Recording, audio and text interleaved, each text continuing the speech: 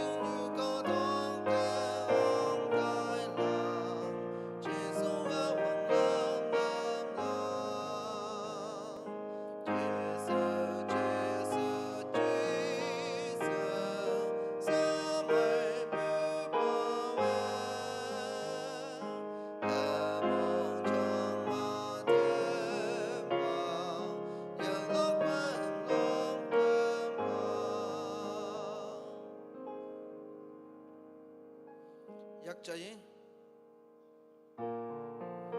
Hymn number 270. 270.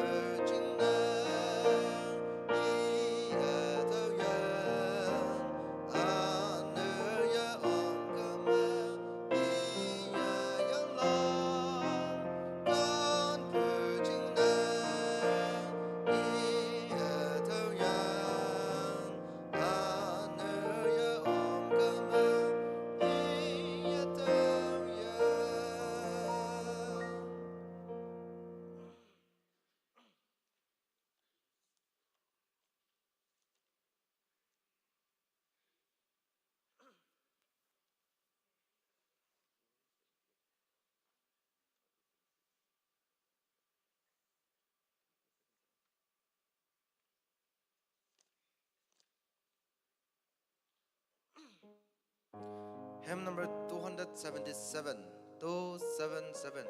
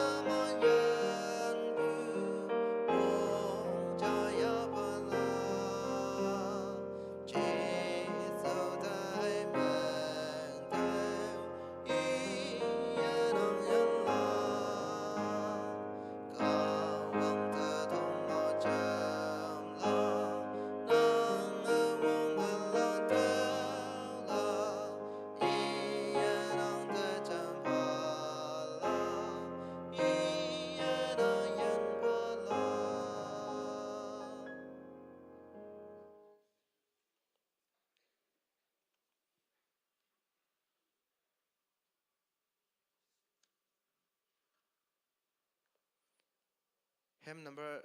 280, 280.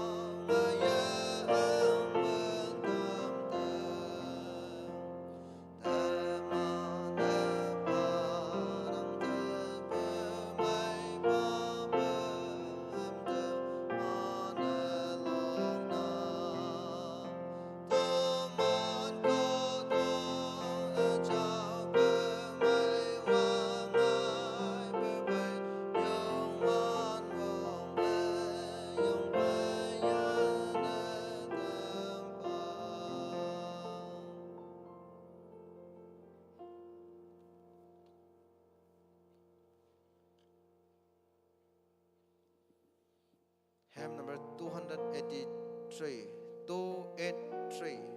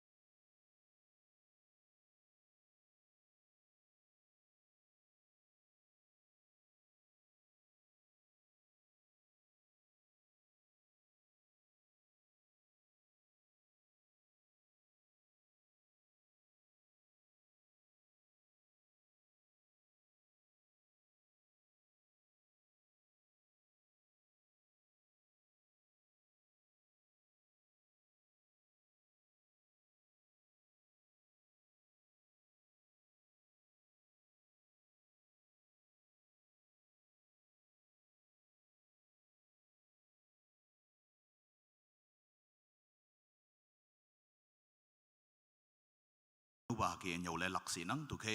moi lan dia bu kemba service me moi man ta mai han bu mu lak ching ne pai ke yo se ya la pa chana tam nang ane te ni ye pai opulan yo yupi chingshim tiu ngaulan pha ke yo se ado ngaulan no chana tam nang date 23rd to 25th April mong me Pastors Conference KBBB Mission Center me chimyang ke do ma taman nyumbau umyang e moi mana yong phai tai dam soyang yibu ngaulan pang nyu hada yelak pa China tam nang date 3rd May ado hat nga ni ni menglak 10:30 AM me Yupnok Construction Committee meeting pumano office mangolak tu kheme planning convener ane secretary new wing planning committee member lan awian ocean wanang ado meeting ma omlak chine China tam nang ane nyumba wibu Deacon board ado meeting ma omlak chine China tam nang Yupnok tui show langlak ma toyang wanang tu ke au hiu fellow member ke use ado yopodo bobe nan pemungalon China tam nang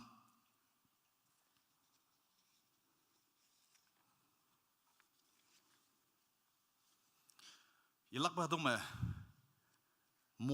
Monwell College hado mo bu information ja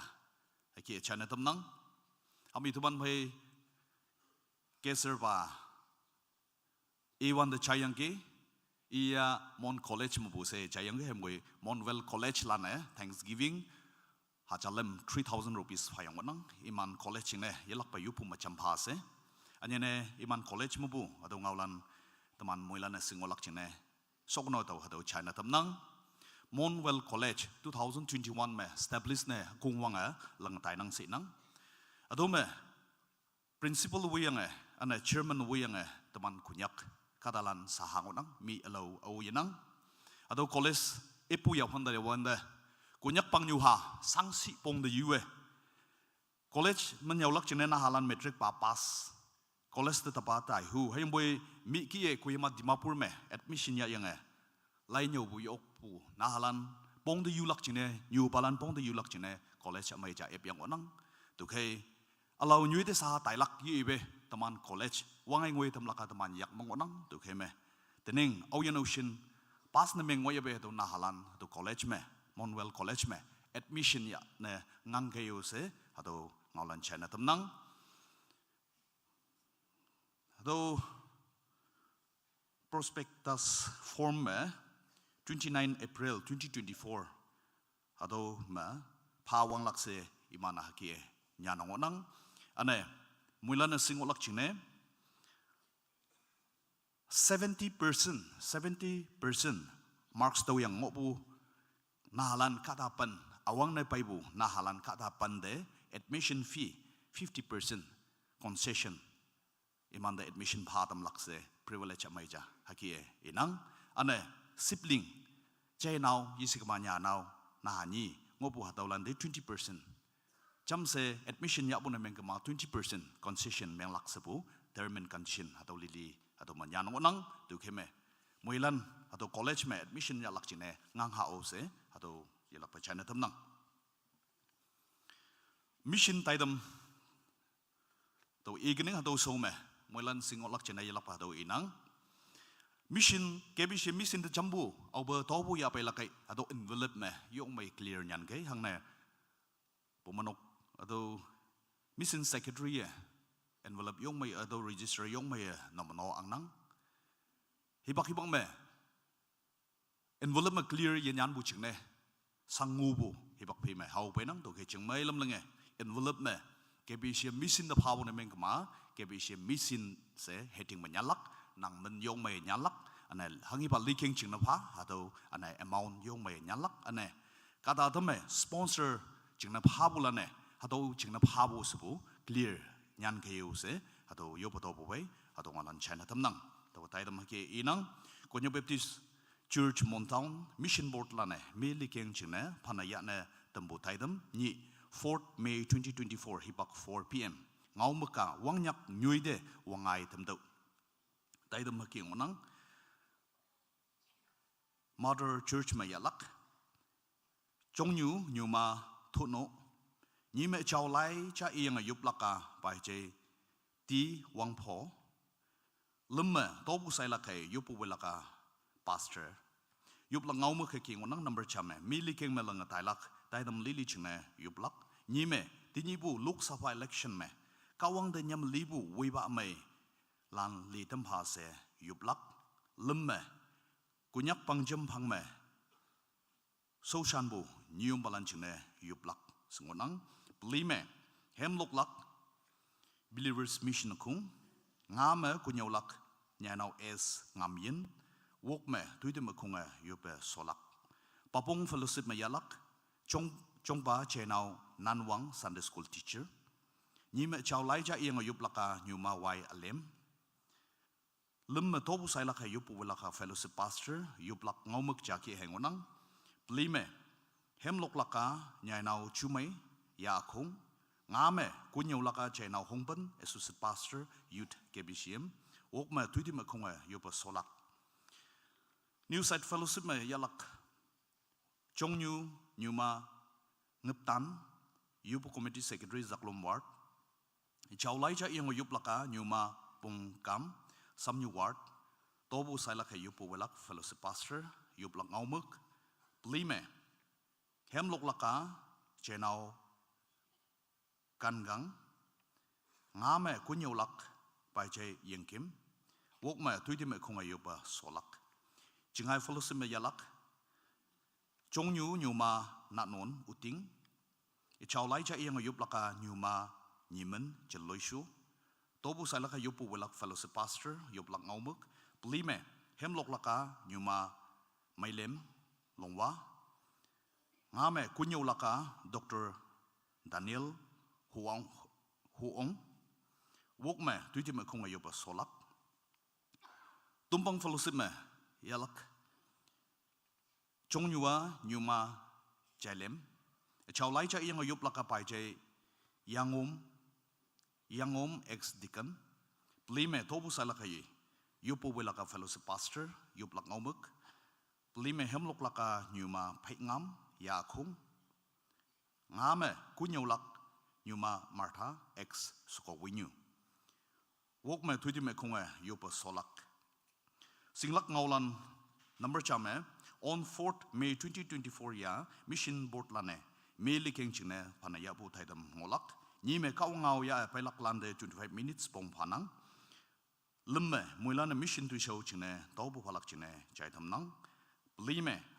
hado thaidam chine mulana yupatan ha amen prepared by kbc mission board se mission taidam ke thum yang odang tu ke pomanok su chinge au yeno shinda mong hambu phai maidam kaphanang mulan yupu ba do taidam umlak chine ngangai ne ado taidam chine mulana yupatan ha use ado ngalan china tamnam oni lendubu hatme yupu tamyangi ayamu ichu hewan ye mai bu chine ye tai ok teman bai china mobile walang nokti mission center pastor ne lenga to langonang iya tai laklana ngainap nyomba wiyanga social palan iman ngainap tai langonang to ke yalakbe iman kemyong lak chungalam chine ane tai dam yo me ya soyanga teman song de yo lak chine iman chine yupu macam ha ose atau yalakbe atau china tamnang ane nokti Baptist Church mission seminar date 3rd to 5th May 2024 mongma ngolak ado taidam me resource person ne taman bhai Reverend Angwan Pastor Lapa Lampong Baptist Church ane Pajai Wai Pongba former mission board chairman KBCM imi yalang imi ngolak ane sponsor ado mission seminar sponsor mengbua taman bhai Young Him Mission ane Lapa Lampong Baptist Church ane Pajai J Puman and Family iman sponsor ne mengonang tu kaya tu taidam umlak chine iman talak onang tu kaya tu taidam te talak lan chine yupu hipak chaya hunang tu kaya chingmalam lang teman pai Pajai Wai Pongba ane inok nyuyong Pajai J Puman ane inok nyuyong pai ngokoma chingmalam lang pumpal cham pai lak chine tongnang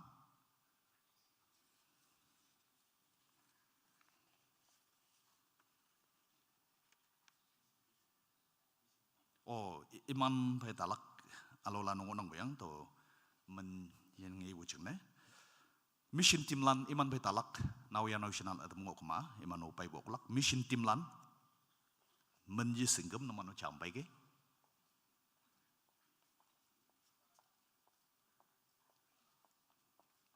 hipak yan ne social malam chung malam lenga iman da sakin emang cham yong ke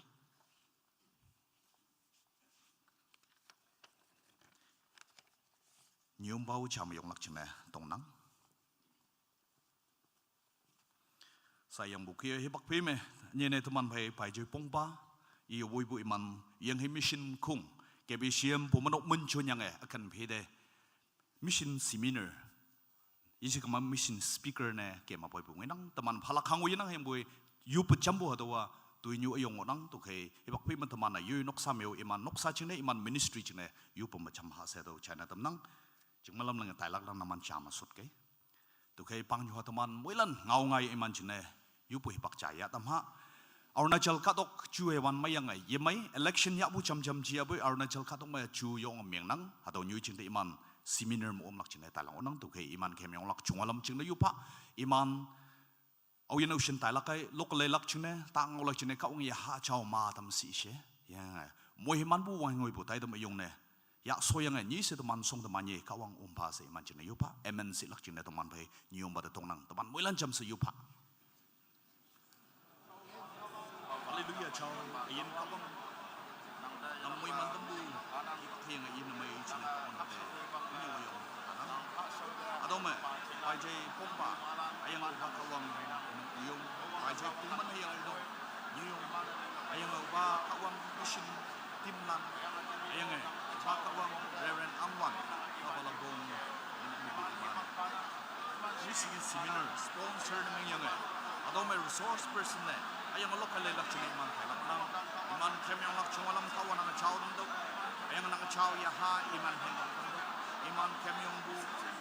tai bu ong bu chungalam nang lam bu tamba ken kari inchin nang lam bu ya chushwan meng yo is semuyan tamba ado seminar ai dama moi himan bu awang ombu ai dam yong chan meng tamba ye se taman song da manye manye awang nang yo ya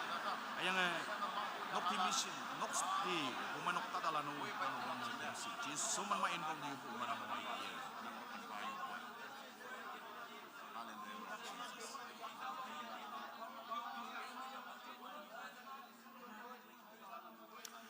Ciao ba kawang anya na hadoma nang sausan balan nang sausan yulan ayen hadaba bumainok mo bu mission seminar daidam jingna tailang ngo ya bay mission field yichi hayang boy mission dwelling lak jingna yalak pa sona tailak nyuide tremlay palak jingna taine ibu ngonang tau chay ma nang sausan balan nang sausan yulan iman chorni kawang nang awisi hayang seminar class kong kemo nang umbungodo hayang may la iye da ba pumenok kadalan ba hune damba iman mangubu hibak shihingin hingho kawang nang yak ta semadam nang man machaw damba nang wongpong machon lak jingna fan fayup nang dalana sopa nang bongay ye amen kawang ay ilak pa moy mantam si teman bai pai je wang tho dikan iye kawang saiki phalak china hibak yunang tu ke pa je de hibak phadam nangi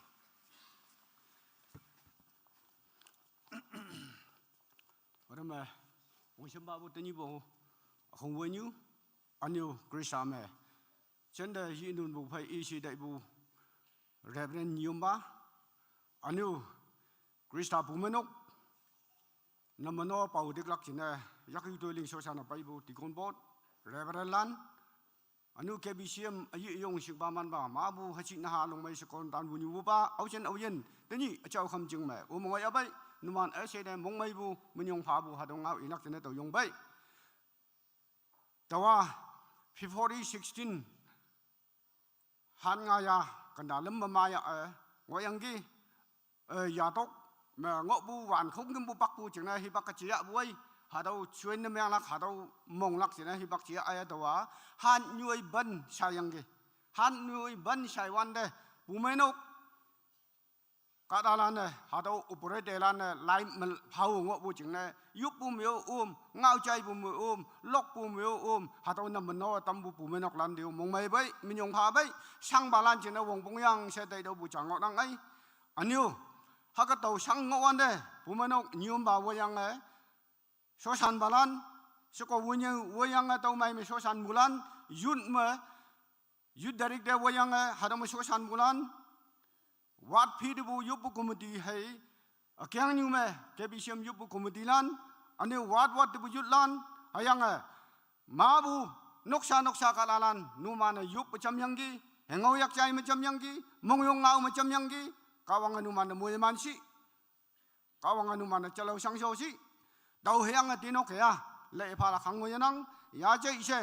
numan fellowship me numan yub khamwan da akie ke bisiam kalalan da maya bu mong sang bu ta bai dam si hadau ngamek phai dau yub tan nang dau khai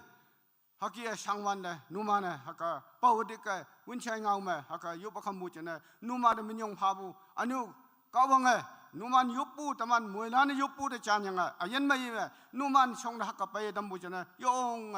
mong mai beo minyong pha beo sha hadau idam nang wawang ngo yanggi numana haka khongki mungi ngo noksam dang chu dang ngo yang hadau da au be pai lak isi se ngo teni haka pai dam bu chene mong mai nang au sin tigon alang lan mabu hau yanggi minyong pha bai mong mai bai sa dau yi ombu kadalan mango nang numan sei de mong mai bu minyong pha bu adau kawang moi man si o sa ru ngau idam nang minyong pha nang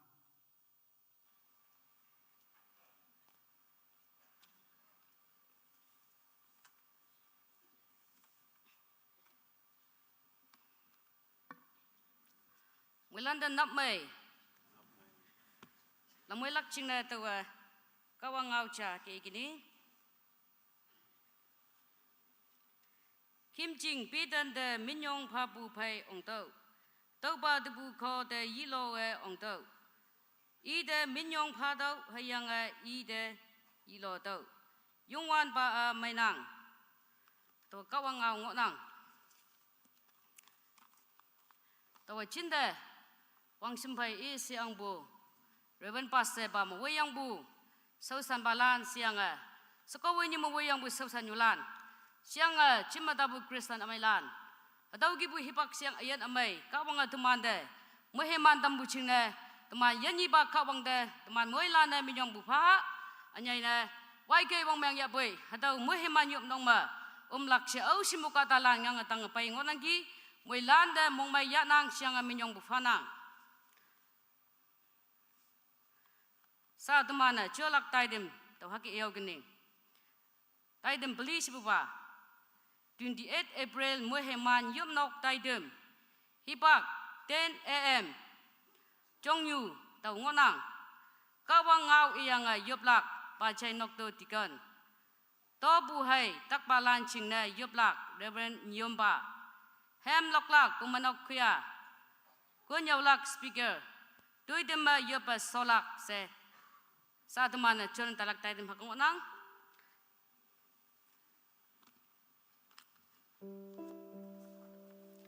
Dugung wanga loklak chingna hem number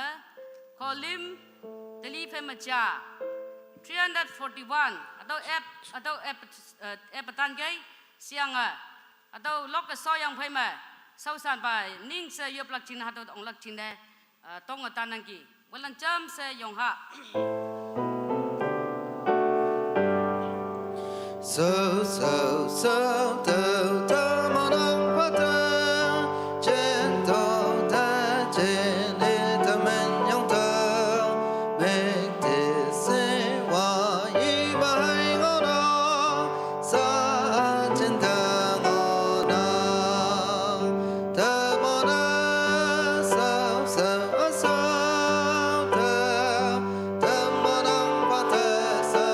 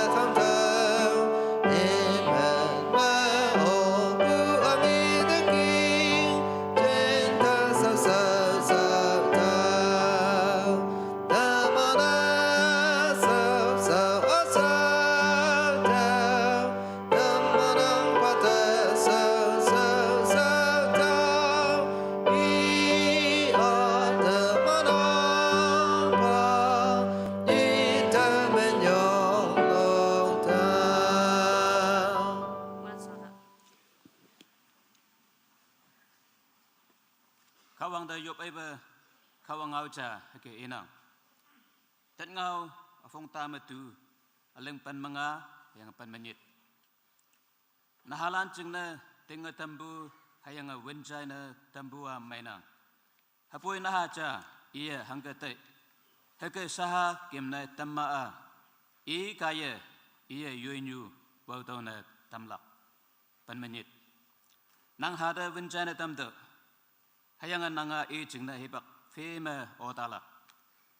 iya nang te bau tau tamlak alam hango yefala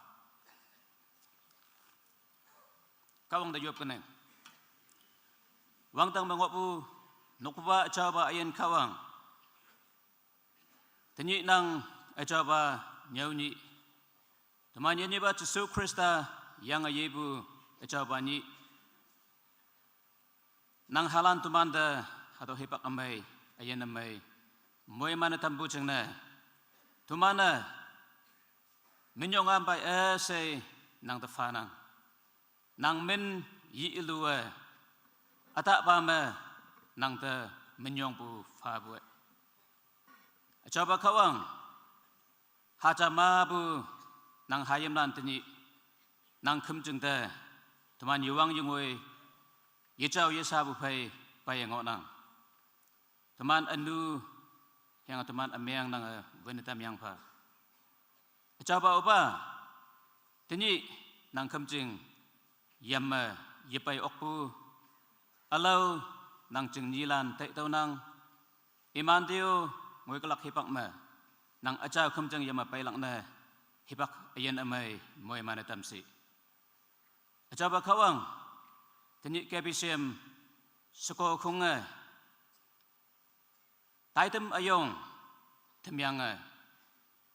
hayam landa bawatik pu manlak miktak pema toba taitem chon lak chene teman pai ngonang akung woi nyua wanga nang ngau ya apai lak nang sosan ba nang te tobu na manolak takatin palan chengna se yuplak moilan nang yakta fanang nang among baki linglak chengna nang teman te wong ya kai ohi ba nang nium ba nang ngau ya apai lak chengna te mangonang e nang chon fa e kaya nang tuman te ngau fa hado ngau chayang mabu kepisem nyuyong payong wangang waibu khaksubu hayang hayim landa bawatika manbu nyuyong payong ma ngailak monghem ayong ngonang tokei teni payang ngobu teman moilan nang ngau chai hubu me nang ngau chai lak jengne la nyek bu fai yaha me judai mongchang me temata bu fai sot na tampa jing nan nang ngau chai lak jengne sot ok lak angan vong nang mabu yu hayang teni linglap jengne ya pai bu tai tem teman ayen wang tang acoba kawang nang yak tafan fa nang babu wong yu yan tempa Yesus Kristus men meyop pu tolan se uba nang monga yo amen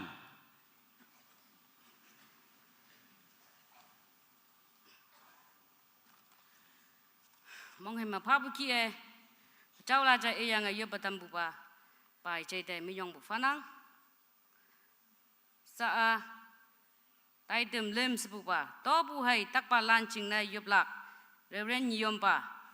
se sa to ki ngonang mu i we kyang to bu hai tak pa lan ching na yup lak ching na reverend ba te hipak e patam nang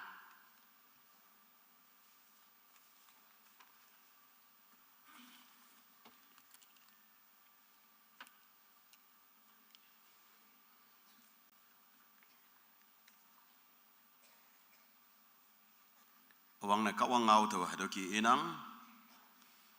numan ching pan phong khong kumpu kim ching de ya pai do do manak si do kan ma hayang wang mana ngolak ata toka lei do hayang numana ngilak haka wang tang tawalan tawa eblak hayang tawa noman tang ma maibu tuilam alam lili soka tamlak hadawa kawangau sa tobu pabu nam nolak chingna se teman vai so san balanda hibak pala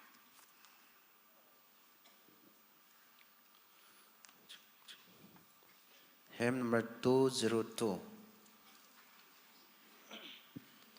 Ayen wing to menang so sing o wan te a say ma pu ki anang thai tan wan te nang môi hay ma la na cha cha e lai ya yong wan pa wa ling pu tui ma ya sa la môi hay ma lan cha cha e la ya ca wang a ling pu ta la ya môi hay ma lan cha cha e la ya yong wan pa ling pu tui ma na ya sa la chư đại mong sang hằng ki ki nang o nang thang pem a yi pu sen o pai a môi hay man lan nghi ma mong chẳng wang ai la nhị pi pu ma nang mai long ok la môi hay man lan cha cha e la ya ca wang a ling pu ta la ya môi hay man lan cha cha e la ya yong wan pa ling pu te ma na ya sa la Vẹn tư ai yong a chế ma mong chang ta xuân a say ma ca wang o na nhầm ma tang o nang môi hay man y thơ wang pen lan om lang a kim ngồi ya ta lời mai ma cham pa la môi hay man lan cha cha e la ya ca wang a ling pu ta la ya môi hay man lan cha cha e la ya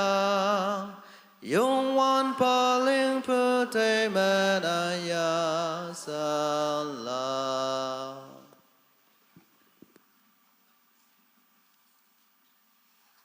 tamana tobu ya paibu hadau kawang yakta fanapa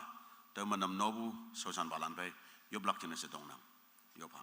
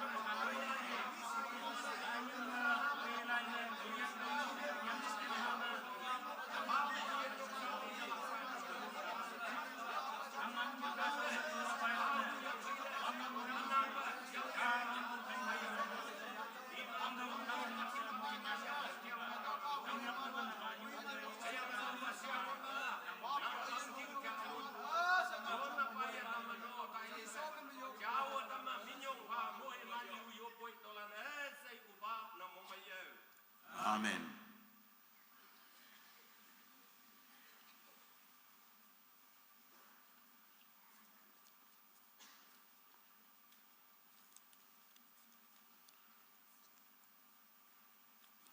Takai din balan cina temana yoblak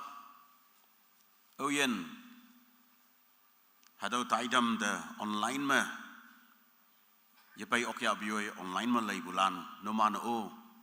yoi no ngopu room mà yupu oklak hayang ayup nok te tanap âu yên bay ngo to man o yuplak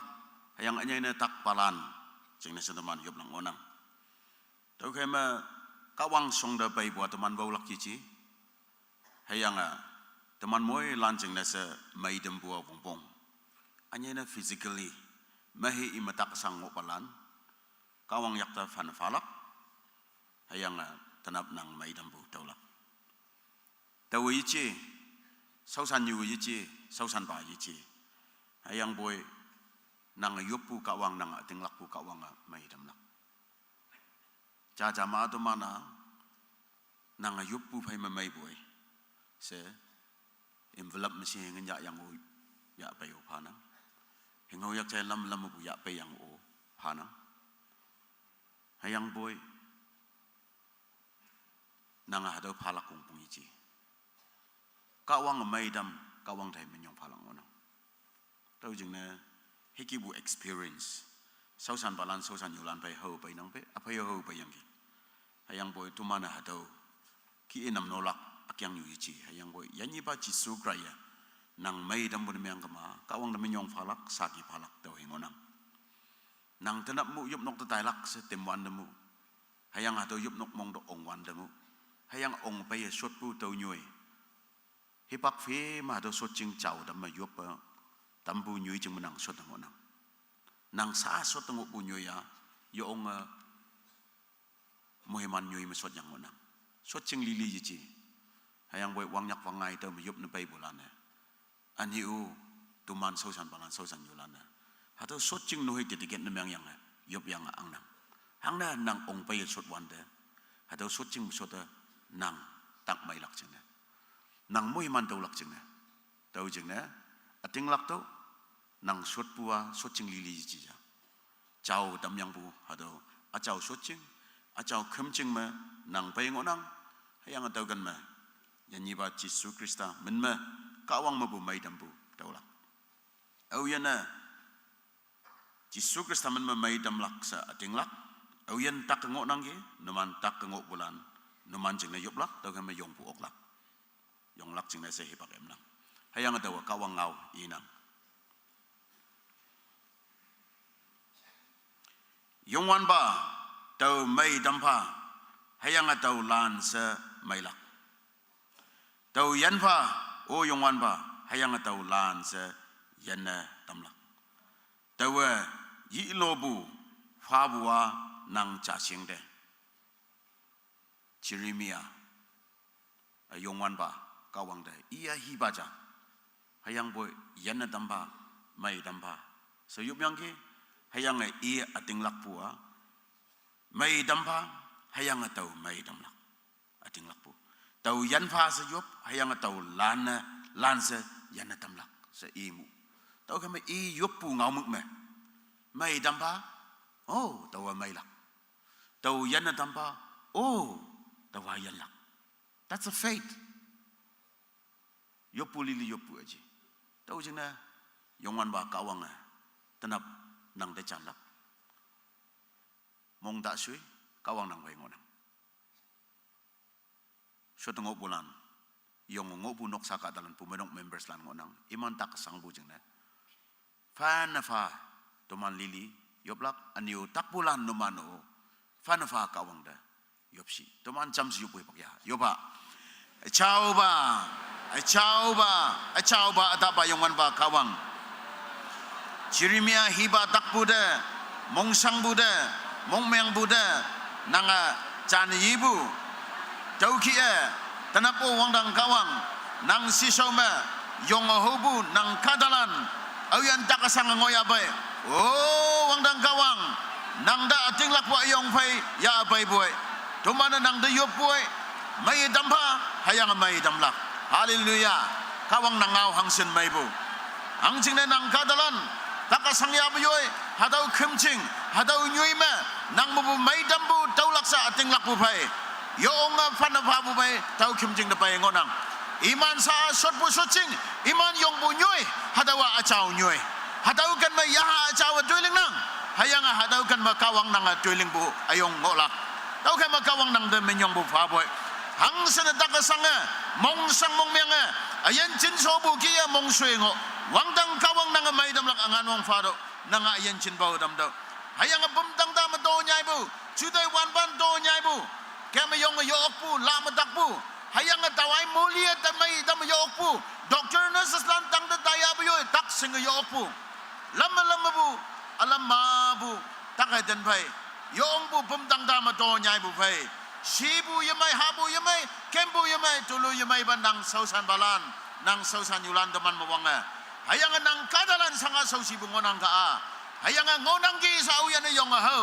uyan anyu mailak sa ating lang Nazareth Jesu Kristaman ma nang kadalan may dambasa yong buda wangdang kawang nang sipsi haudo hayang nang sipsi angan wong pai may damlak angan wong pai chuando hayang Nazareth Jesu Kristaman ma may damlak sa ating lakpo ayong ngonang daw kay manang song daya abay bo hayang hadama hangsina minyanyanga anyo iman yop nok tabay yok hayang boy wangdang kawang saki nese minyana pa ngonang daw ching na hada minyana pa ngo bulandang mo wangdang kawang nang menma chon na yop badam nang Nazareth Jesu Kristaman ma takatan ngo bulan say nang lana damdo hayang yop nok tapay yok hayang boy online me sa alay ngo bulan oyen may damlak yahudaya kawang nang da emekema yop nangge Nazareth Jesu Kristaman ma imando may damlak angan wong fado hayang may dam yang teman sipechimbuki nang kimjing yama beok lak jene hibak amay abadam ba nang kadalan na yop puki kawang nang chana yede ge sa ating lakpo yong ngonang hayang hadaw kadalan na nang obiu yepilak may dambu ba yung wan ba kawang nang menyong yop nang dalan na sew pa nang mongay iyo amen kawang da menyong pa hayang sot kay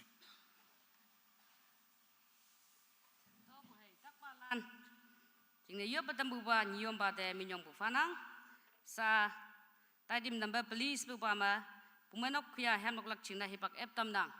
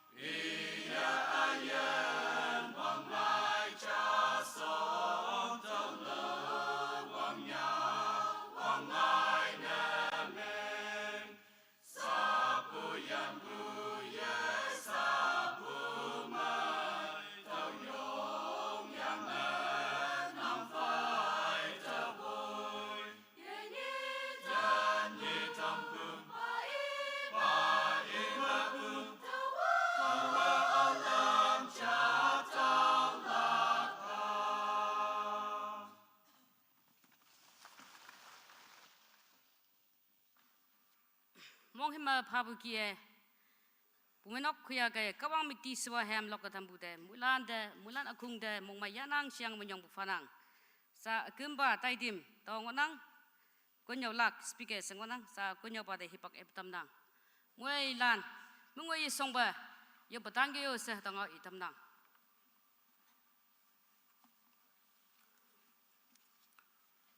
Shibu teman fai tanapu taidam chongyu hayang wangshampa hayang kana angbu kebishim members amailan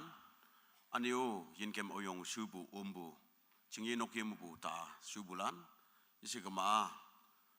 naman atama alo kan mabu yin balan wei bai bungo no yin balan o yin bai chung onam naman aseida tau hayang tinok noksa mabu greetings Anio tinyi woman seminar. Sausan yulan soching mupu kawang yang salam numan moilanda China tamnang. Hayanga oyen pai oktege pumanok sochinga moilan anio pone ya botau China tamnang. Taidam mabu yome pumanok ating lak bukia. Soko kung kaya tinyi bo hado taidam nam nobu. Hayang hado pangma seminar taidam menyi ko pli tijaban nanjing dokter nyunglan seminar umbong yang ke tau dokter anio han ngaya memu wang tiada ngoya taidam jimla hadau taidam kongkembu nam noe sosan yulana soko kung ministry kaya nam no bungo nang tau jingna bu mainok mong mai bu hadau China dam nang tenyi teman bai konyo ngore lak jingne se sosan yulan temana ya onga konyo ba amai yam lak jingne se ngang yang ge yop po yop dongo dong ayang boy kada lem beli de ngoy ya dongo dai bu de hat pani bong ma ngau do ta do along ye lai bu jing na next seminar jing na se imana tau yang tenyi teman ma ngo shubu youth director jia pastor jia soko winyu jia jaya ha yo se hayang soko khung mong bu dang ma ada hado mai dam pik dam bu jing na se mong mai yong ngonang so san yulanda mong mai bu ngau do China dam nang hayang next me teman konyo balan konyo nyulan anio speakers amai temana yahu bukia o wangmana tau kelakse ateng lak tainang kawang ngau tamhana tai so me tinok nyong hem ja lokolak menia session ja nyong da tam phayang ge hayang iyo yo ong me ya isang sang ngau bu hayang first time seminar speaker na hadau ki anio tenyi kon ba tau henyau lak hayang bo hema ya men lokai sete yang tim bai ngonang ya hem lok laksa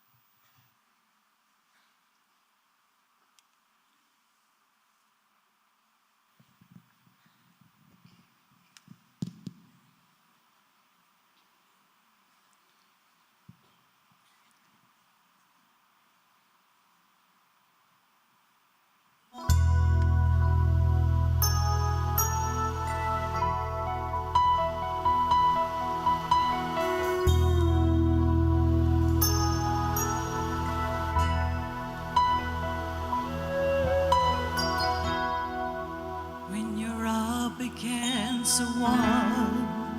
and your mountain seems so tall and you realize life's not always fair. You can run away and hide, let the old man decide, or you change your circumstances with a prayer. When everything falls apart, praise His name. When you have a broken heart, raise your hands and say, Lord, you're all I need. You're everything to me. Never take away.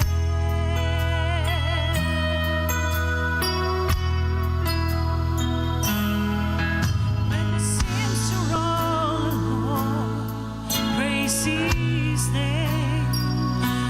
you feel you can go on, just raise your hands and say, greater is He that is within me. You can praise the heart away.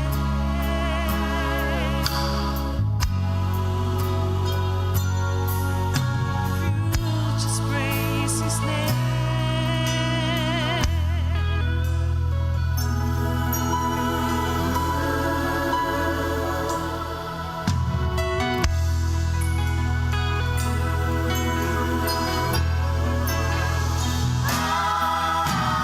You can overcome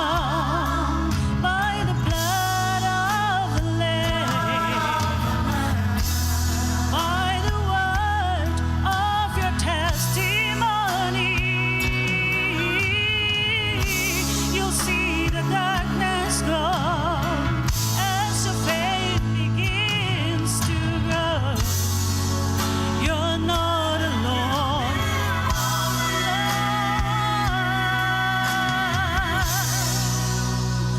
When everything falls apart, praise His name. When you have a broken heart, raise your hands and say, Lord, you're all I need. You're everything to me, and you'll take the pain away.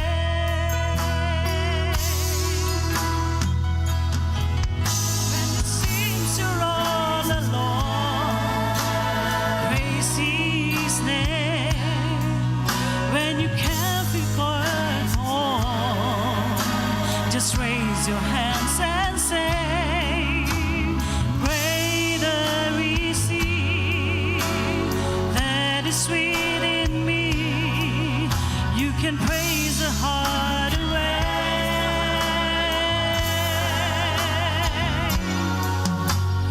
Greater is He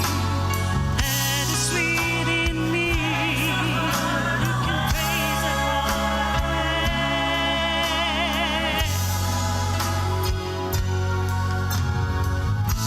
If you just praise His name.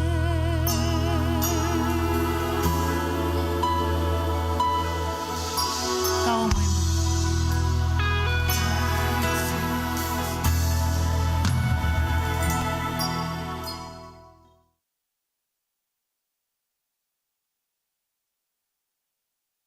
Wayo kay bukay. Yalapa niyo tumana seminar class mango wonderful foto yan atam de layayo. Taw kam te mango kuma taw haulak china niyo yalapay pak ebna.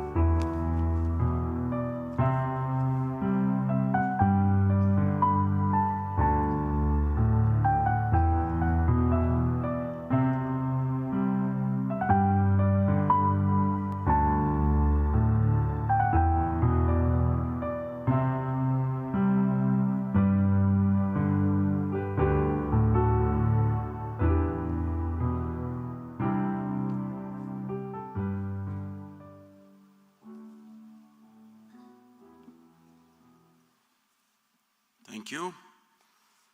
Teman phải technician lan gai nam no tambu ngonang. Anio hamlok tambu nyu do menyong bufanang.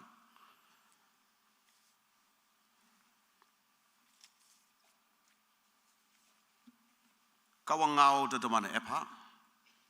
Tat ngau afong tamani aliang walk team. Ngau bi nyina tau phang ngonang teman jam elak. Hayang hat ep yang anio kap ayuwin bengok kai anio chapter 17 mabu verse cha elak. That now Proverbs chapter 22 verse 6.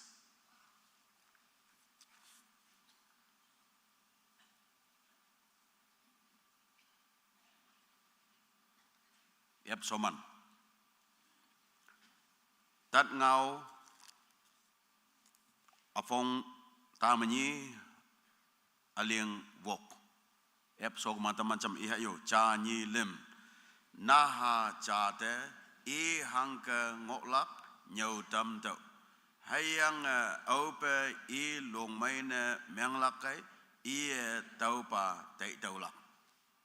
Okay, next. That ngau mu 17 verse 1. That ngau afong pan menit chapter 17 verse 1. Aliang chame. Proverbs 17 verse 1.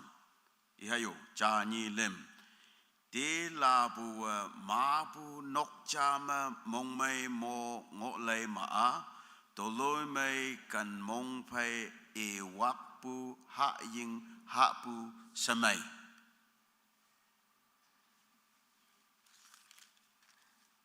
Teman atau kawang ngau ibu kaya mohi mantau laksa ating lang nang.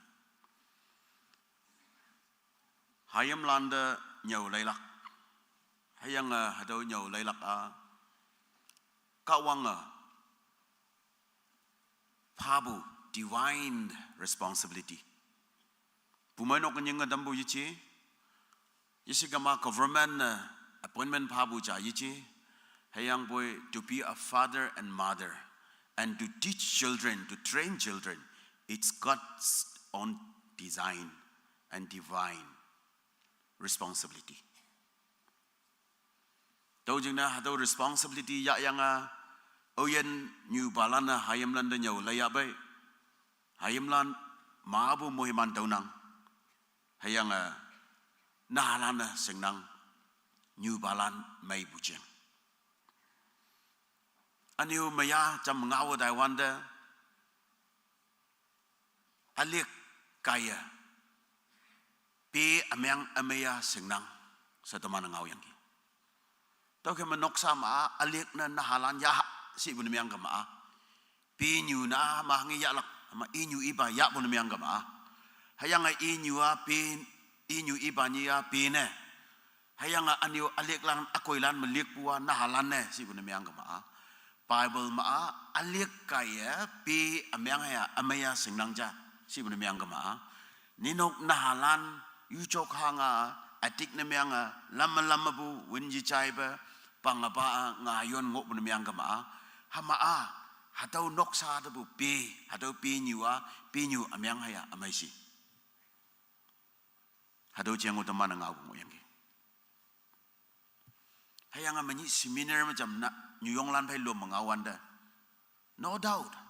parents are the first teachers kawang phabu awang ba teachers na new balan kawang phabu aniu cham tau mong mo new ba iyo mo ahi ba first sa cham tong dai bo na myang kama i new na myang laki si yang gi hang jing na concept na myang bu ma wang i new hadau nau jing na yop nang man bu bu mu i new hem lai lok yang hem lai app yang hem lok tam nang i new Bible app yang na jing na e dam nang hayang anyu music semai mai bu music nok my environment mai ngau dam nang if the mother feels good the child also feels good if the mother is happy the child is happy tau jana inyu mong mai kama na mong mai nang tau na myang bu jana inyu mong sang kama na da mong sang nang y như mong mèng cả mà na mong mèng phải nè tao kia tao chừng na tao na phải direct relationship ngộ wang bu hawan demu y như wa kang ngộ bu nem yang này champu ngai yang o na y như yak ma cham hi bak siong ngộ unyu upa sen yek bu kong kem bu sem lambe ni lak noi mik mit lak noi y như wa nyau bu nem yang so that's how you design your child tao cái mà primary architects are the mothers for the children.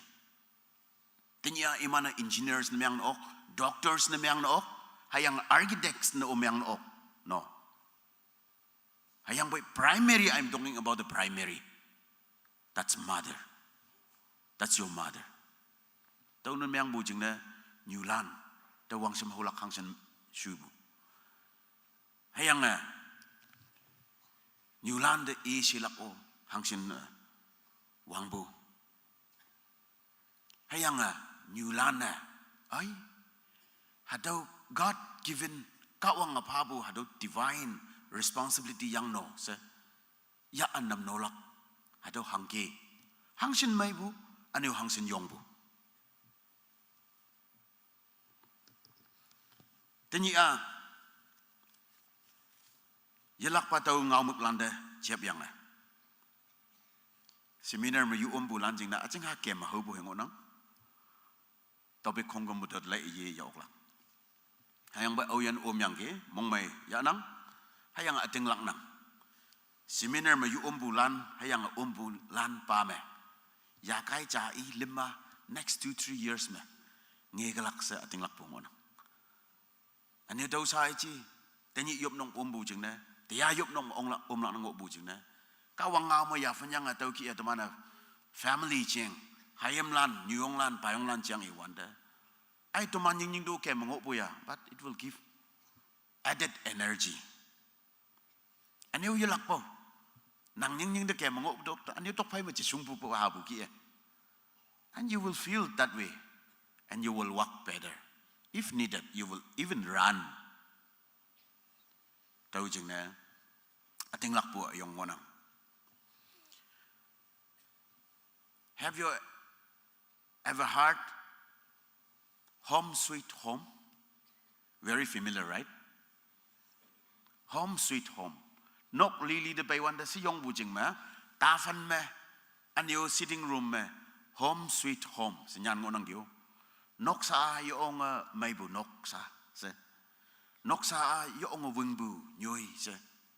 Nok sa yung tuloy may bu nyoy se. And the Americans call it even what we call it as toilet as comfort room, rest room. The European land call them youth land, children they are familiar with that. Comfort room. Wow.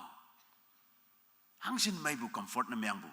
Mong sang ngo wanda sausi ngo wanda comfort na miyang dam do counselors land mong yong dam do mong may dam do tuloy may dam do si bu yang. Hayang bu hadaw bathroom. Hadaw toilet Tamana tok pay mling nang tau kan de comfort room sa jamin. Tau ki mu hadaw nyo yung may chow sa ang what you need. Everything is there. You need water? There is water. You need tissue? There is tissue paper. Flush? Yes, there is. Soap, sabon? Ito ngonang mo. Dawol? Yes, dawol ngonang. And you like to read the magazine? Yes. And you searching mo, iman yi kau mo bu searching jama toilet mo teman mo ang nang mo kay. Yung masot lang na lang yang. Sitting room masot po kiya, and you nok mong ma, bathroom masot yang. Hayang ang sanga so siya, natural call ngay bu. Pamdang dama so siya ngok wanda, tau nyoy do ong buwa. Ambu kan ma washroom tau lakay no, senyilaw hibak kem so siya. Apo kan ma public toilet, public washroom, bay and use, ngin bayang at chonlak, amang kaman ngo nang gese, kaya mahatogan ngo nang gese, kamalan saan ito dapat yang ngin bayang anuhoy, no, tau do ong yang what a relief.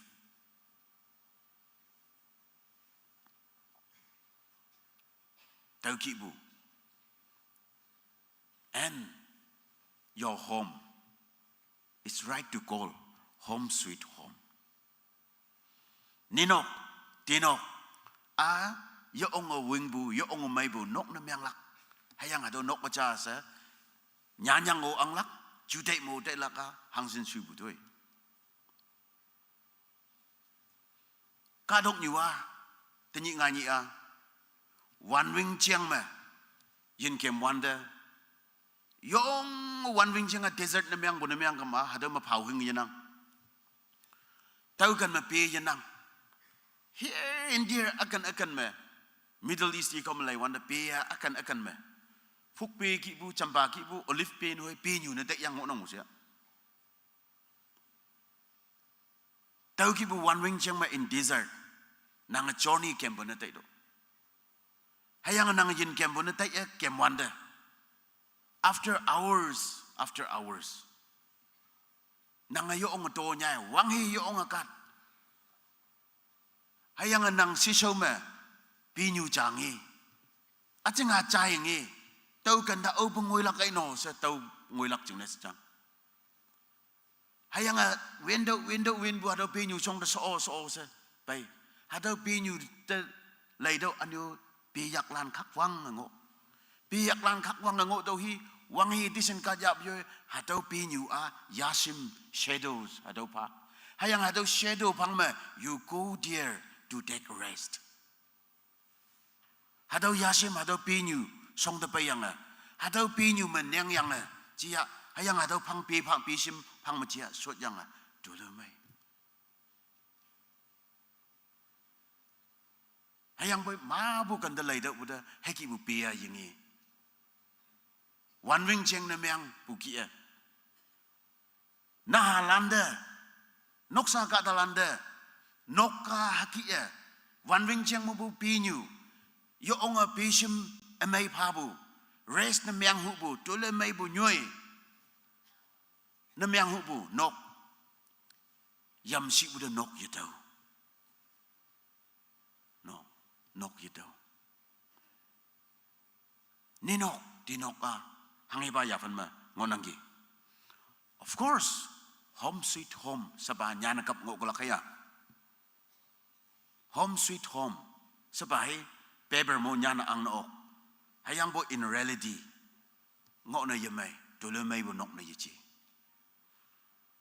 Anyo alawla na min bu ki comfort room ki bu, rest room ki bu no. Tau ki no yichi. Ngộ bu gì mày hang hi pi bu chừng nè xuất đâu hang hi balance đâu bu chừng này chỉ xuất bu dùng đâu hang hi sa bu chừng nè ngộ đâu hang hi mong đã tắc bu chừng nè anh nóc mong đã ổng đâu hang hi chừng hi hu bu chừng nè hang nè hà đâu nóc pi nhu trả lê bu tu lối mày nhui nè na hà lan chừng này chỉ mang ốc bu nóc sa cả lan chừng nè Jameng okpu te in nyahua. The kids don't like to go home. Why? Question anyi ngonambu for children as well as answer amen. Chana yelaka for kids as well. Na halana nok hang na yeleng. Na halana iman hang yambu ching na hang na yeleng bu si cha. Anu na halana yeleng lak na nang hanggi bu nok sa ang bu. Mia đâu chim ja si sok nyu din hoi comfort room si men yang rest room si men yang yo ong tu le mai bu nyu ne e do. Tamana overall nok again you ha do nok na halana anu tau nok mong di ong hu. At mai imana ngo hu nok te ye hu. Na halanda suti bawanda nok te hang na ye hu bai no. Summer vacation, winter vacation, they do not like to come home. Why?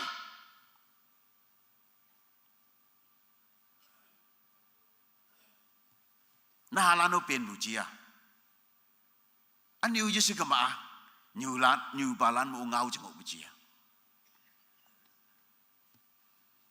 Secondly, why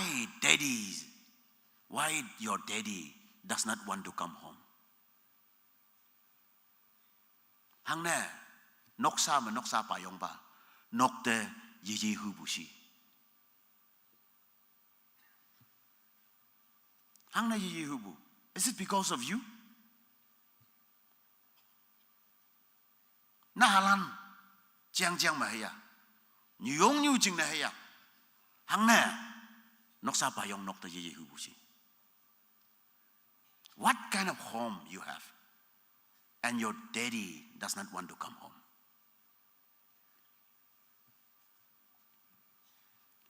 In the same way, why mothers does not like to go home? Như lan hang na nok ta mam se ye hu bai no. Nang niwa hang na nok ta mam se ye hu bu si.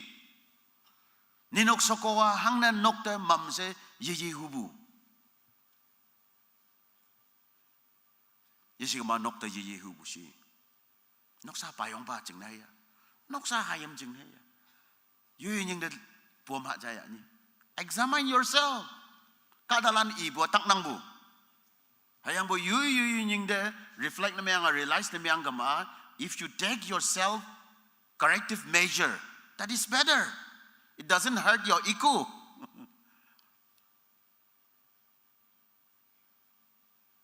Because that's your own decision. And God has given that freedom. And you are using it wisely to correct yourself.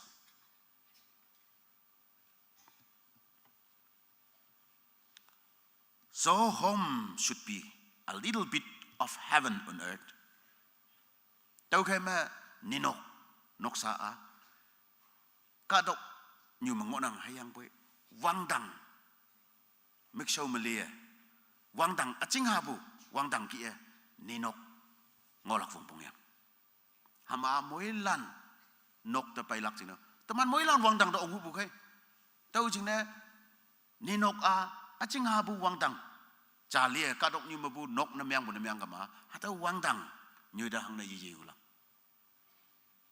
hayang boy hang ngai bu si yong bu jinga taman nok salana it's like a little bit of hell on earth molowan sai cham lui miang nang bu khai taman nok sa miang nang ge si tai bu hayang boy sa miang bu nok sa miang bu sang bu bong bu a molowan ve fen ka ma hango a chi bu hayang boy achinga molowan ya yang a nok ni nok sa ma hau bu kia ni nok sa achinga bu molowan na bai ka dok ni ma ngo nang bu ya ni tau jing ne hang ne molowan ya apa ya ang lai ma as a Christian wang dang bai achinga ka dok ni ma tamana wang dang libu nok achui hana taman myang lang mo yang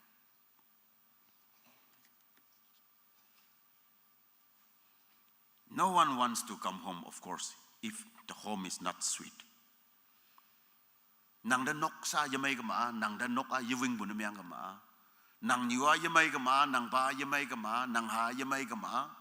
and that's called a home and we will not like to go home nok sa yewing bu de nok sa yamai bu de nok da ye hu bu a tau ngo nang si yong bu ching ma why the homes are sweet huh? What is usually the sweetest part of a home is the mother. Nyulan yo ong pong nang ba yo ong tuoi ling nang hi bak phi ma hang bo nok a wing lak wong pong si ka ma sugar tau nok wing lak na nyu yong and you tau ngo na hayang bo ha tau nyu yong cha wing bu yin nau ong lang no ngo bu khai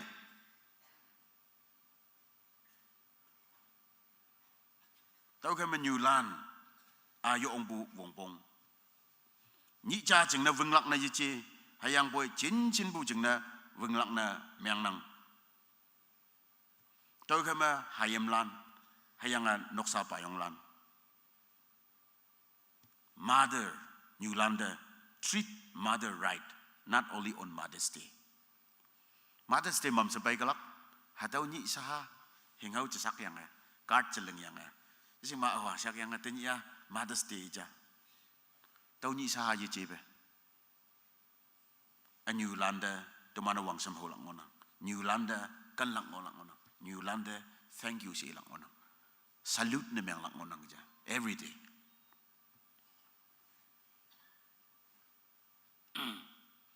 As the saying goes, if mama is not happy, nobody's happy. No. Nok sama New Yonga mong meng ang yang mumyang New Yonga mong sanga ang yang awi nok sa mong may ngolak si. Aw nok mong may oklak. Ya oklak te. Menyiu ngau yang gi. Decision ya bu lili noy. Siong bu jinga New Yonga bukan maya ya hai lak pe. Hayang atau kan lak ma nok sa mamupu yenang. Ano ling da o tu so lili ma dolo may nang along ulay nang. Hayang boy cha cha ma soko de yitong kap ngau win yang ling ba yang pai bu de hatau ri kang sal na myang lak jing na sa hipak ya bu. Lan se ai tau ha ka tai bu jing na ngau win si bu si ya bu yo sabon pai chao do yi chao ok bu. Teman na yi tai ba mam se ngau win bu New Yong yi tan de. Payong lan ha kampong nang. Hayang boy cha ma ni men hoi. Ha kapong bu jang itu panggalang nang New Yong ma bu. Consensus New Yong mong ya New Yong mong bu hang ni. Se nok sa kem lak jing na tai yi siang. Nok we lak jing na hang sen rooms tai yi siang. Hang ki bu tai we lak tai yi siang. Hai ka ngon ok lak hai no. Ma bu lam me. Tau lai li bai an yu tau yang New Yong hang hi jing na mong sang na tambu. Hama New Yong cha mong sang anggama nok sa ma wing lak Nok sa sweet na miyang lak will it be home sweet home? Yo ok lak te. Nahalano mong yamay lak te. Anyu sang pamandang ba Anyu sap pamandang ba No. Tau jing na Mother's Day tadan ha. Hayang hipak fime New Yong la kan lak wang sem haulak hadang onang. Proverbs 14 verse 1 ma. Tahu inang teman mo ilanjing na Proverbs 14 tat ngau pan mabeli aliang chama. Kanda mong tingbu sokowa noksa lengnang. Hapoi anga nyulana yui yak tau pa meanga tamnang. Kebisiem nyulana meanga tambu noksa nyung na yemeang lakse ating lang na. Namning yup na pay budalay do. Mostly the mothers Nyulan pay yup nang. Yadu singa yupu. Noksa ma yupu ngau nyulan yupu si chay klak sa tay nang. Tenyo noksa ma tenyo hadama tamana. Iday bu namanya man yong lan siong ngo glak. Hama ada pumay nok man yong lan siong ngo bua. Hang na nok miang la. Hado nyong lan na noksa ma yong ngo wing lak hay chaba. I wing bu jing na home sweet home si ibu ngo nang. Hayang kanda mong tingbu kawang dayo beke mengopu konjong pai bua kanda mong tingbu suko nang ngonang hayang nang kaya noksa ling nang hayang boy meang tambu ba ungo nang ja nyong lan adam atau meang tambu pa ma teman yo omlak bongbong payong nok ta ye hu bu tai do hayam lan winter vacation, summer vacation, nok ta ye hu bu tai do. Hadaw yam maday ka ma au him suklak. Apakan lak si. Hayang kawang pabu. Primary architect. Yising maawang ba teacher New Land. Hayang nanganyaw lay ang bunahalan. Nanga lingbu noksa hang ne home sweet home na yamyang lak nanga myang ne sim hay gum nai myang lak chaba tau jing ne sa da ngoye home sweet home na angbu New Land menyong fanang congratulations mong mai buai kawanga yalak pa lamwe lak hipak ma pastor lan teman mong sang bua aniu teman lili mong sang bua ติมาบอร์กุยมาหายมลันมาบุชวนบุยังมินกตะตัวลิงเนี่ยยูเนี่ยนะตาชวนไกสิหายังบุยน่าลันชวนบุยังสังหาเสาชีบุจึงเนี่ยชวนบุยังเสตมันหากแต่จึงมาไล่บันยังไม่บุจึงเนี่ยชวนบุยังเสมนมาจำอันนี้ใจน่าลันนกมังนังหายังบุยเต้ามูอังไงยิมกบุจึงเนี่ยเสชวนบุชวนนังไปหายังบุยโนติมาบอร์กุยมาชวนบุน่าลันแต่มันยูบีจึงซิมลันmangi bua nahalana maya ya angjayo yong sip silang na ang nangbu nok pahi engineer nok doctor nok pastor nok teachers nok no minister emle nok mijat mili nok hayang ayop nok ki teman marvel fai nam nobu nok lan karyan kan khak ma ngoyang hayang boy nang angbu nok ano nang angbu naha ninok naha nang bubu atau child yung sausi ngonang buyo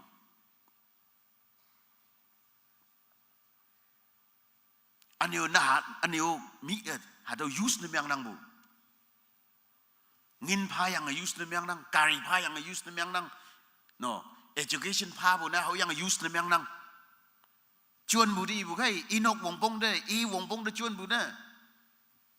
cả đông nhiều mấy ý chính là chuyên năng, no, inok, cái linh ốc bút tuy sao lý lý kỳ đâm lắc chính là sẽ chuyên năng, làm mà, yo ông na halan sau si đâm năng, funeral kandak na miang bua, yo ông nhiều balan yo ông mong data cái kandak na miang bua funeral libu tay đâm lili ya bua,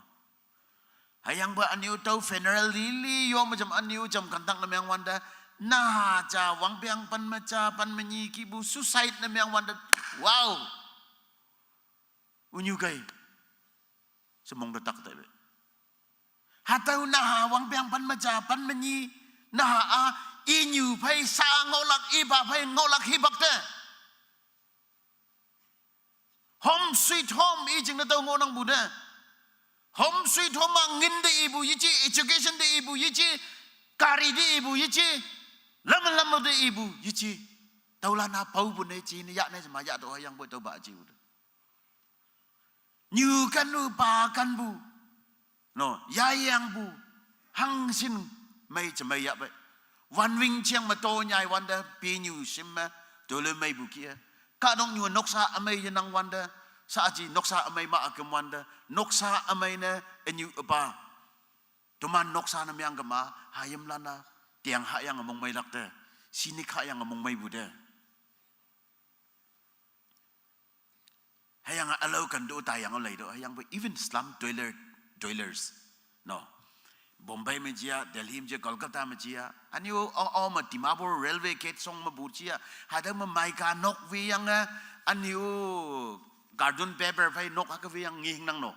lam side में railway track में hayang aniyo hado nok so ma inyu iba hai na lan cham ma hado cricket won ni ya ni yay se won wanga mi ni na lana kids na lan iman won wang bu hado games adam won wang yang hangu mong sang bu yang ibu kai they all smile nok pa blue mai ga kang yang ok pun aniyo cartoon ya yang tau bai wi yang hado railway track me hayang boy ni cha do funeral kantak memang wanda ko himama mi nok mateman konyak na ngobu wang bang pan menyi pangpa na susai memang bu kantak memang wanda we wanda ada mikpinga yang ge tau sap yang ge hayang ada funeral service ma do hado challenge memang yang ge railway track mana halan ngobu mai ganok mengo yang nalan mong isang iman hongli mong mai bupai ngonang hang ne inyu iba noka nahalan ngolak jeng ne tolo ye mai bu teni sime yama bu RC nok ma marvel failing bu nok mengo yang awi naha suicide na myang bu hang ne suicide na myang bu to investigate na CBI pa yang yam ha sebutuin ngo si bu hai hayang betul mana hado hango yam bu kai amyang win na yivin lak si win lak hayang boy in the first place inyu iba tau na hang na son hado na yengo lak na hangi bu nok ani hado na jam anio yau nong ma bu son na dai bu de RCC nok ma capital ma ngoyang a wang bang pan manyi na ha hang ne vu chot yang a vu pen yang li lak inyu yising be i ha yising be hang hi mong sang na dambu hang hi mong myang na dambu hui sam nik sam noi noi ha na dambu jing na haya na ha na myang do bu de fridge app si bu de ngo bu jing na apple kek cha ha wen bu jing na we never know. Let kids be kids, let children be children. Si inang bu de na ja ki ngo na dam do hayang boy na ha ma hanga anu major character expect na myang bu na la na mi thai o yong a iman jing na no mi thai ha lak jing no iman na maya ka lak ki ngoi ngo nang bu de tau jing na fridge nok bu nok jing fridge ha ka app bu de halan de temptation bai lak na ha de au sing bu an kyak cha ya bu jing na ya hang hi jing na yisig ma hang hi jing na ya bai tu man yising wang nyak lo bu jing na ya wang ngai lo bu jing na ya school de dai do anu school mo anu yo nga now ya now bu jing na ya nang a pu ha ko nyak ha yim suicide na myang a li bu yo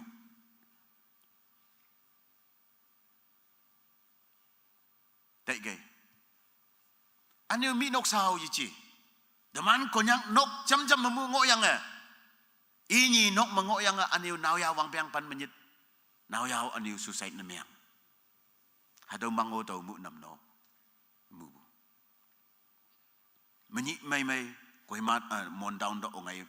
sau ma anu wang piang pan menyi naw si ha pang pa na myang lapan menyi pan melim hado inok nok phong nok ma ngo bu nadan ba mi chat mili sako ba teman si ibu ado teman jenyak po jeng na cha ngo pu nok hayang boy hado choka ma anu wu penyang a li ngo na hayang atau ya alayang a bos modem na myang lak chamba ine si do ta ngo nok sa ba ma mop lak yang sebai wow no inyu iba yenang hayang boy inyu iba bu ha home sweet home tau yang a tai bu hangki bu nok mango yang a as good as hell or little part of hell ya phan me ngo bu nok sam ngo na dam bu ya tau gan me bu phen yang a li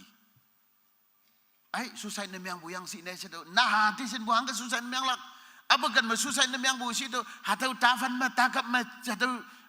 kitchen mess si hatau kitchen ta kap pa phegene bu yang tu mana ka mong ta ka apong tau ye tau ngo bu da mi chat nurse staff cha i mai yam ya na ha ngem pak ngo nang bu ama da wa long mai tu yang o ye kan na nang halan de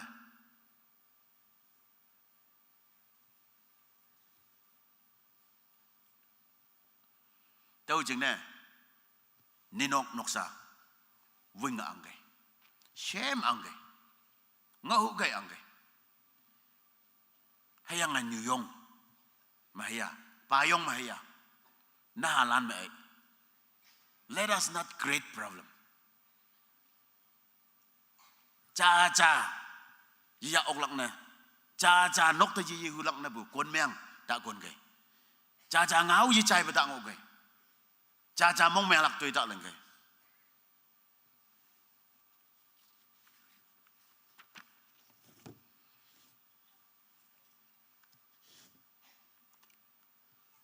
tau kai ma tia a nok salan jeng na yop pu ya hu nang gai come to church yop nok ta pe ge hang boi nang sa ta pe nang pe New Yong a payong New Yong way pe ge hayang a New Yong payong ni sa ta pe ge tia nang halan way pe ge children no mano pe ge but come along with your parents metric PU hay metric result ngai bu jing na most of your family members have already gone to Timabur Kohima alo kan tai ngo galak atama hayang bai ngo shu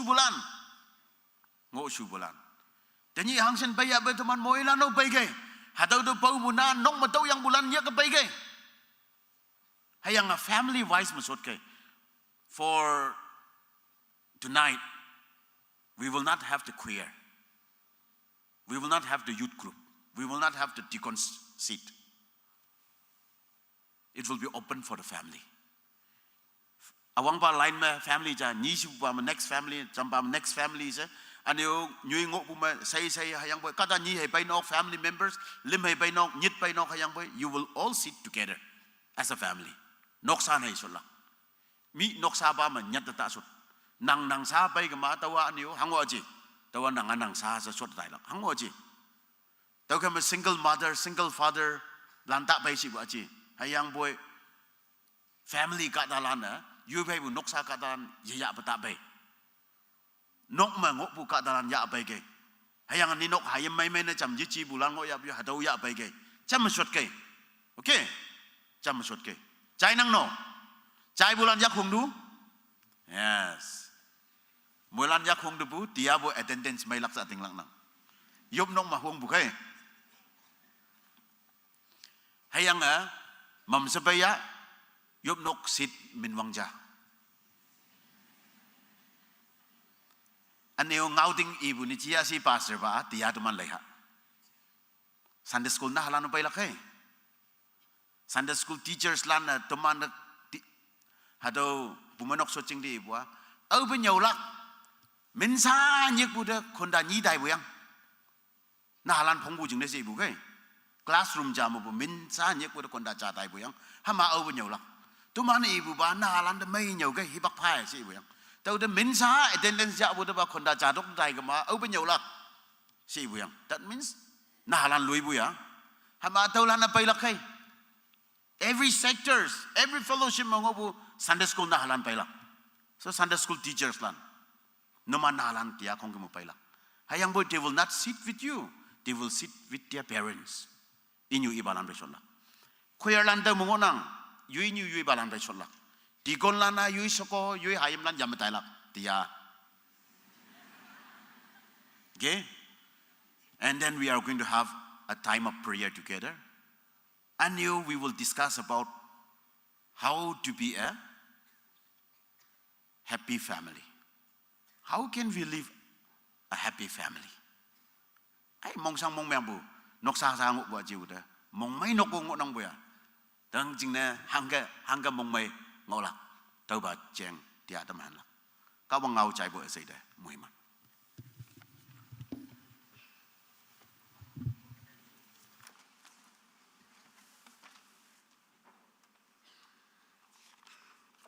mong hem ma bu ki e hak nya yam la akung wang yang a mani ngoi she si si ji manya ni de ngoi she ye to ye nyai ba wong rang bu phai ka wang nga ma khwe nya nyau tham bu ba pa se ba nang yen doi so de ka wang ye lak ba la moi si ya tu man ne jo ne talak de tai dim cha to ngang sa yang bu ki pa se su gi ri ye enon se myang yang bu ka me to tia jo lak tai dim hak ekening 28 April hat nyu ya yop nok tai dim hipak 4 PM chong nyuma sikli wakim ward kawangau yang yop lak pa jai khonyam yupu sikidri papong ward hem lok lak youth executive associate pastor youth in church ngonang konyolak speaker tu dem kunga yopa solak tu dem yopa solak che dia botai dem ngonang ngoi lan ngoi heman ya lak chine tini chimbukit chimkayo se atau ngau itam nang Tui di ma lok lak ching na hem number 457. 457. Episode bu meng melancam sayong ha. Yen yi ba pai ta kem na sang ang ayo.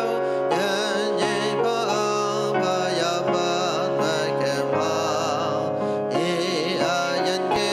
a ta ma na ayo. Mong mai bu ai yo bu em hang lo ko. Yen yi ba lam như ma kem lang ang kem mai bu. Wang ai ma kem na, wang ai ma kem na yan. Yi ba lam như ma kem lang ang kem mai bu. Mau tiếng ma tai ho. Tam an ta ta pa pa wa lo wan ta. La wei pa pen ta an nhai na tai ha. A tiếng lang pai ma a e yang ka tiếng lang. Mong mai bu ai yong ai e men yong ho. Yen yi ba lam như ma kem lang ang kem mai bu. Wang ai ma kem na, wang ai ma kem na yan. Yi ba lam như ma kem lang ang kem mai bu. Mau tiếng ma tai ho. A tiếng lang kai yen yi ba pai ta tai ha. Yen lang ba a tang yi ta ong a yang. Ang ba a se mai bu ma ngi lang a chang. Yi se sao ba mong ma yang o la kai. Yen yi ba lam như ma kem lang ang kem mai bu. Wang ai ma kem na, wang ai ma kem na yan. Yi ba lam như ma kem lang ang kem mai bu. Mau tiếng ma tai ho. Melancam sata. Yo blang ngam ik hake kening. Yo bata na pai buki e simina tai dim yong mai e ni de ngoi se KBCM nok tan mong ma lima mang bong bu chumang wan diang bu pango yin ang basa de ngoi se ga yen amai chumai ba ma tam bu chinai ka wang tam yong pha yo blak ano ni ngani ma ga wang yang lai yang a nhịp dậy lai siang a tau yi long ye yang ma e hoi hai lai miang te ngonang sang na se ta ya bui yong a hoi sak bu yamai be yong a khoi pa ye aga pajam haksa tau nang to kem ano nok lembu yang mo lembu ka ye ma chu dai mong sang ngonang sa to man si sang ngonang tau yam nok de pe yang chu dai mong sang ngo pala ngonang bai to kem ha tau wang yi amyang lai bu tau siang a tia bu tai dim siang a tui soli ti so dam bu chine ka bang de min yong pha jam se tui so bu na myang ha jam se yo pa. Hallelujah, hallelujah. Sip sime, wang wai tamba yongan ba ka wang, hallelujah Jisu. Nanti minyak bufanang, yupatan bukie, hallelujah Jisu. Doi shau li so tambu chine nanti minyak bufawe. Hallelujah, hallelujah Jisu. Ya o yongan ba ka wang, dong o butai dim li chine, yongan ba ka wang nang lamoi pa. Hallelujah Jisu. Oh hallelujah, nang susan ba kaya. Hang sine nyau laya tam yang ki. Aseme yungan baka wang nang umbung pawasa na de yoko hallelujah.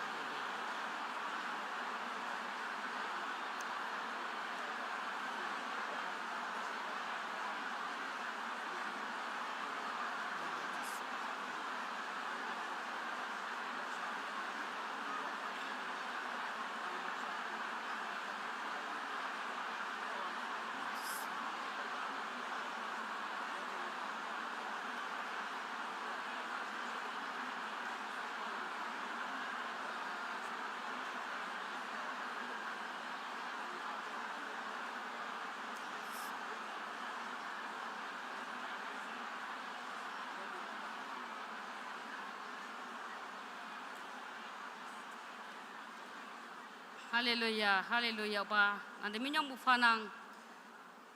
Yo ba dan bu ki e chape ma cha se. Dai dim li so pai bu chin na minyong bu fanang. Dia akimba dai dim ngonang. Adau dai dim mo ma bu kata lam peok lak chin ne. Tuman pai nang lamoi bu ngopha. Sa yuan ba kawang ya na tai ning. Adau kim jing ya manga ni se se pe jim ma jim se. Ma to pai so a se menang ya yang sip se yelak pa ong phau se. Ya na dai be tui so so tambu china na minyong pha yang ayop poi upa na mong ay yo. Amen. Ba tơ man yơi yơi nóc tơ man tai bê môi man pa cheng hai cha bê ngao mai tơ man tê môi man tam pa amen.